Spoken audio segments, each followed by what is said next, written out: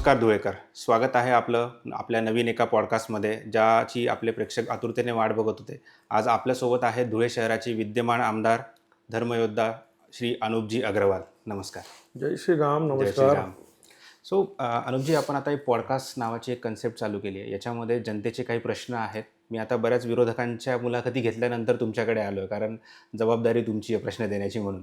तर आपण महानगरपालिकेच्या इलेक्शन संदर्भात आता सुरुवात करूया, की तुम्हाला कशी रणनीती आहे आणि कुठपर्यंत प्लॅनिंग आलं आहे तुमचं आता सध्या?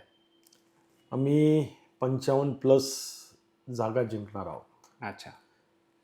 मला या शहराने फार प्रेम केलं आहे.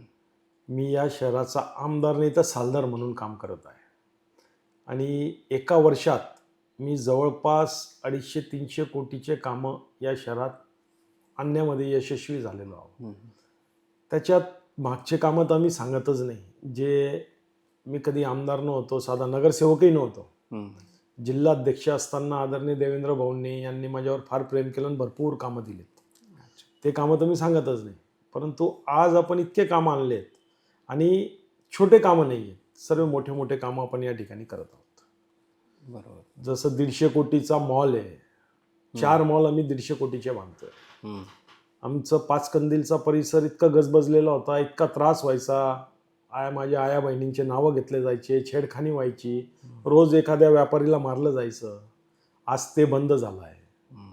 तिथं आपण सर्व भाजी मार्केट, कपडा market, Shankar market, fruit market हे सर्व मार्केट नवीन बांधतोय 55 कोटी रुपयाचे. धुळ्यात सिटी मॉल सारखं नाशिकच्या धर्तीवर आपण एक AC मॉल या ठिकाणी बांधतोय 42 कोटीचं. कामाला सुरुवात झालेली आहे. अच्छा. महिलांसाठी खास करून आपण मॉल बांधतोय 26 कोटीचं, त्याची कामाला सुरुवात झालेली आहे. अच्छा. 142 गाळ्यांचं आपण एक मार्केट या ठिकाणी बांधतोय दशहरा मैदानावर. त्याचे 2 स्लॅब झालेले आहेत, त्याचंही कामाला सुरुवात झालेली आहे. अच्छा. तर असे मॉल आहेत, रस्ते आहेत. शहर माझं बदलतं आहे.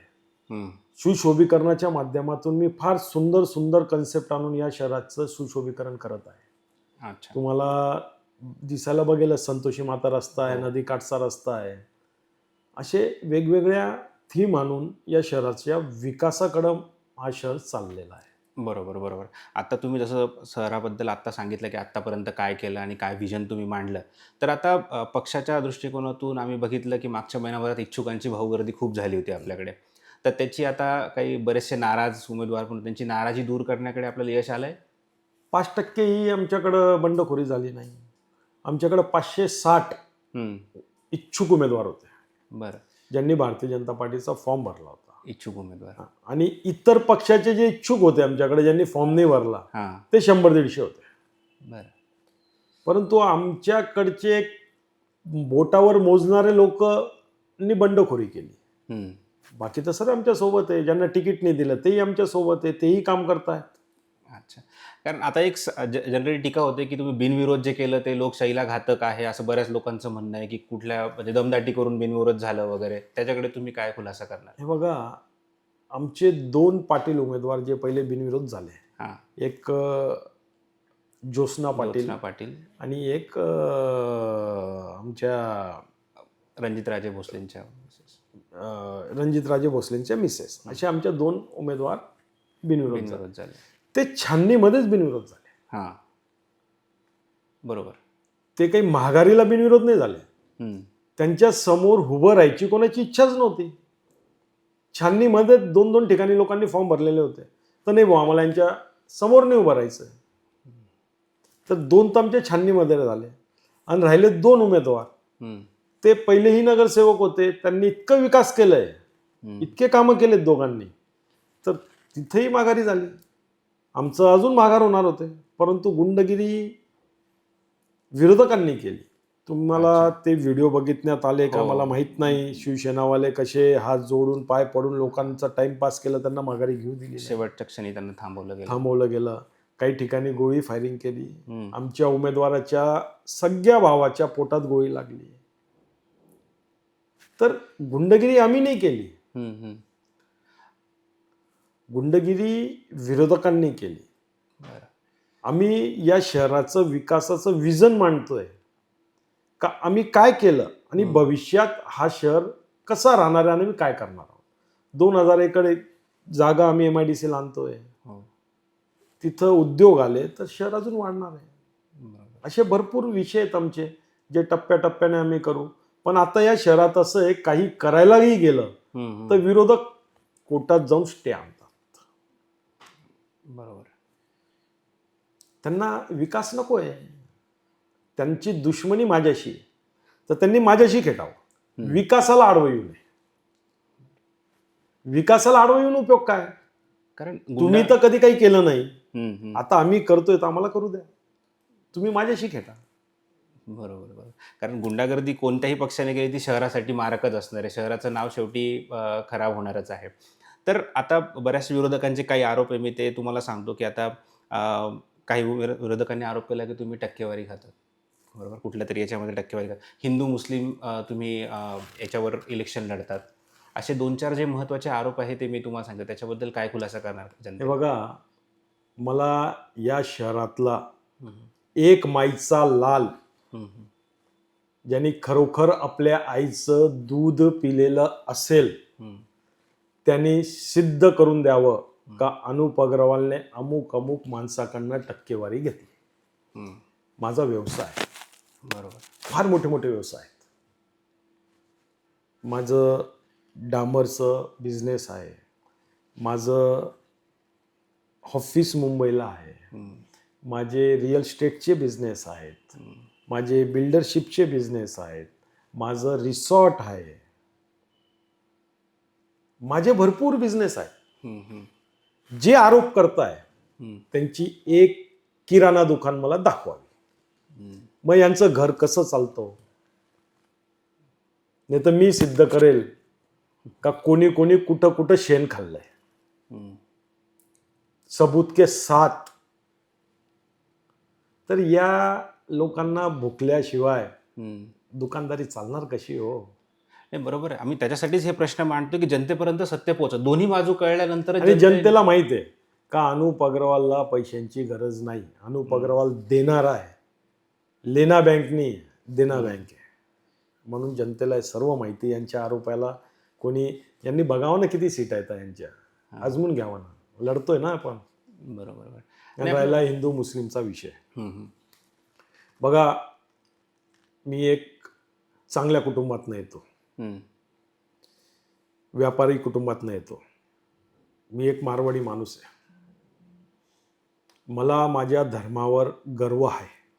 मी सनातनी हिंदू आहे आणि ते मी गर्वाने सांगतो, मला गर्व आहे. पण मी आजपर्यंत या शहरात माझ्याकडं कुठल्याही समाजाचा व्यक्ती काही घेऊन आला असेल तर त्याचं काम मी केलं आहे. मी AB फाउंडेशन चालवतो. मी आजपर्यंत 800 लोकांचं एका वर्षात बायपास, कॅन्सर, किडनी ट्रान्सप्लांट, सर्व प्रकारचे आजार फुकटात लोकांचे करून दिलेले. त्याच्यात कमीत कमी 20 मुसलमानांचे लहान लहान बच्चे सुद्धा आहेत. तर हे जे आरोप लावता, जर मला किंवा माझ्या समाजाला कोणी छेडलं तर मग तेव्हा मी ऐकणार नाही कोणाचंच. बरोबर. पहिले सुरुवात कोण करतं याचा तपास करा. आता OBC आले, काय काय बोलून गेले. फारुख शाहचे व्हिडिओ बघा, सोशल मीडियावर व्हिडिओ आहेत. मैं मेरे कौम के लिए सबसे आगे रहूंगा, जब मेरे कौम पे आएगी तो सबसे पहिले मैं खडा रहूंगा. मग आम्ही काय, मग आम्ही नाही बोलायचं आमच्या समाजाविषयी. आम्ही हेच प्रश्न त्यांना पण विचारले होते. आता त्यांचं तर काय रडगाणंच आहे ना. बघा, रडण्याचा जो सोंग करतो त्याचा इलाजच नाही. बरोबर. जो खरोखर रडतोय त्याला आपण काही ना काही आश्वासन देऊन हे करून शांत करू शकतो. पण जो सोंगच करतो रात्र दिवस रडायचं, त्याचा काय इलाज आहे का? तसं त्यांचा काहीच इलाज नाही. आत्ताच काल परवाच्या भाषणामध्ये तुम्ही एक वाक्य वापरलं की जर आपण एकत्र नाही झालो तर फारुख शाहचा मुलगा महापौर होईल. तर त्याचा काय बेस होता? म्हणजे असं नाही, असं नाही आहे. त्याच्या मागचं कारण असं आहे का, बघा, साधं गणित आहे या शहराचं. मी बोलण्यापेक्षा फारुख शाहचा मुलगा हा स्वतः सांगतो. बरं. फारुख स्वतः सांगतो की अगला महापौर मेरा लड़का रहेगा खाजगीमध्ये. अच्छा. त्यांना असं वाटतं का 20 सीटा त्यांच्या येणार आहेत हम्म. आणि राष्ट्रवादीचा तो प्रमुख आहे. बरं. सुकाणू समितीच्या निवडणुकीचा प्रमुख हा फारुख शाह आहे. आता निवडणूक प्रमुखाचं काय काम सांगा बरं. प्रत्येक भागात जाऊन प्रचार करणं, आपल्या कॅन्डिडेटला निवडून आणण्यासाठी प्रयत्न. फारुख शाहने एक दिवस, आजपर्यंत 3 दिवस राहिले इलेक्शनला, कुठल्या हिंदू बहुल भागामध्ये एक रॅलीचा नारळ सुद्धा फोडलं नाही, एक प्रचार सभा सुद्धा घेतली नाही. मग जातीवाद मी का तो? आम्ही एकही मुस्लिम उमेदवार उभा नाही केलाय म्हणून आम्ही मुस्लिम एरियामध्ये जाऊन प्रचार सभा घ्यायचं कारणच नाही. आमचा जर उमेदवारच नाही तर कोणासाठी सभा घेऊ? त्यांच्यासाठी. तुम्ही निवडणूक प्रमुख आहात, तुम्ही आई एकविरा माता जी आमची ग्रामदैवत आहे तिथं नारळ वाढवायचा कार्यक्रम ठेवला सेना आणि राष्ट्रवादीने. सर्व आले हिंदू, त्यांनी उभे केलेले 20 आणि तो स्वतः निवडणूक प्रमुख असून सुद्धा त्या ग्रामदैवतीच्या मंदिरात आला नाही. मग जातीवादी मी का तो? जर मी मुस्लिम उमेदवार उभा केला असता किंवा कोणी आमच्याकडे तिकीट मागितलं असतं आणि तो जर बसला असताना मी त्याला तिकीट दिलं असतं, तर जर त्यांनी मस्जिदीत नारळ फोडायचं राहिलं असतं तर मी निवडणूक प्रमुख म्हणून नक्कीच त्या तिथपर्यंत गेलो असतो. पण आम्ही दिलेच नाही, आमच्याकडे नाहीच. मग जातीवादी कोण हे जे बोलतात त्यांना विचारलं पाहिजे का वो जातीवादी कोण, तो का हा? सिंपल आहे माझं. बरोबर. म्हणजे तुमचं गणित झालेलं आहे की आपलं पुढचं रणनीती कशी असणार आहे. नाही, रणनीती कशी असणार आहे म्हणजे विकासाची रणनीती आहे. कामं दिसत आहेत माझ्या लोकांना. शहरात इतके मोठे मोठे कामं चालू आहे, सर्व मॉलचे कामं चालू आहे, सर्व दिसत आहेत. माझा संतोषी माताचा रस्ता आजपर्यंत कोणी बनवला नाही असं तर मी लाइटिंग वगैरे करतोय, या शहराला डेकोरेटिव्ह करतोय. सर्वेश्वरांनी रचवलेलं शहर आहे धुळं. इतकं सुंदर शहर आहे माझं, परंतु याने सर्व वाईट केलं. इतके वर्ष यांची सत्ता होती, कधी पाणी नाही आणलं. आम्ही पाणी आणलं अक्कलपाड्यावरनं. आज 2 दिवसाआड मी पाणी देतोय. काही काही भाग आहेत तिथं 5-7 दिवस पाणी येत नाही, कारण की पाण्याच्या टाक्या नाहीये. काम चालू आहे पाण्याच्या टाक्यांचं. पण तुम्ही काय केलं? आमच्या पहिले तर आम्हाला तर 5च वर्ष झाले मागच्या सत्तेला. तुम्ही तर कैक वर्षापासून राज्य करत होते या महापालिकेवर, नगरपालिकेवर, महापालिकेवर. तेव्हा तर 12-12 दिवस पाणी नाही मिळायचं. तेव्हा कुठं गेली होती बोंब? आता तुम्ही फक्त एनसीपी वरच जास्त टीकेचा तुमचं हे आहे, तसं नाही. शिंदे सेनेवर असं काहीच नाहीये. आमचं प्रमुख लढत जी आहे ती एनसीपीशी आहे. अच्छा. का? कारण की त्यांचे तिकडनं कदाचित 20 निघू शकतात, म्हणून ती लढत आहे. आणि हे बघा, शेवटी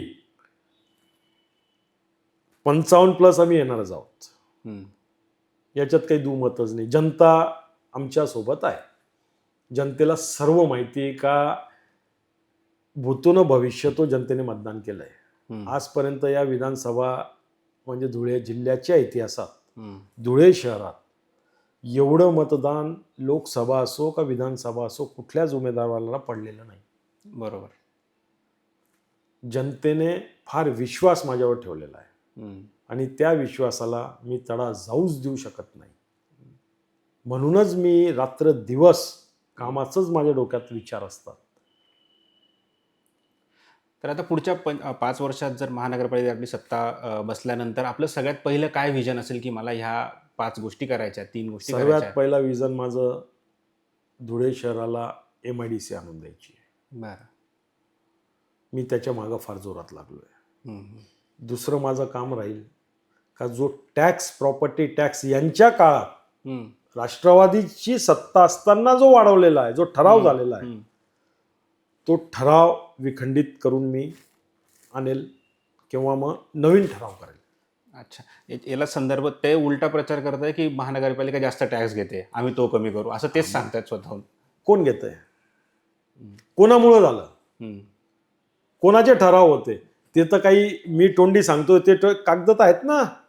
बरोबर. कागदात ठरावची तारीख आहे, त्याच्यासाठी कोण अनुमोदक आहे, कोण सूचक आहे, कोणी सांगितलं, कोणी तो प्रश्न उचलला, हे तर सर्व महापालिकेत कागद आहे ना. तर त्यांनी आणावे कागद आणि त्यांनीच जनतेत वाटावे, त्यांनीच वाटावे. त्यांच्याच काळातला ठराव आहे. तर ते कमी करायचं काम आम्ही करू. दुसरा आणि तिसरं सर्वात महत्वाचं आहे का, या शहरात मला पर्यटन वाढवायचं आहे. त्या दिशेने मी पाऊल उचलतोय. मी आता एक सुंदर चौपाटी बांधतोय. एकविरा मातेच्या समोर अतिशय सुंदर 51 शक्तीपीठ त्या ठिकाणी आपण बांधतोय. वॉक थ्रू आणि त्याच्यावर छोटे छोटे जे भारतात कुठंच नाहीये, तर लोक येतील दर्शन करायला, पर्यटनाला चालना मिळेल. यालाच लागून एक 25 एकर जागा 510 एक सर्वे नंबर आहे, त्या ठिकाणी मी रामसृष्टी उभारतोय. त्याच्यासाठी मी प्रपोजल शासनाला दिलेला आहे. पर्यटन उद्योग या माध्यमातूनच या शहराचा विकास होऊ शकतो आणि या शहरातले अवैध धंदे, गुंडगिरी कमी होऊ शकते. अगदी खरं आहे. इतके वर्ष तुमच्याकडे सत्ता होती, तुम्ही कधी विचार केला का बाबांनो? केला असेल तर त्याला कृतीत आणलं का कधी? इतका सट्टा का वाढला हो?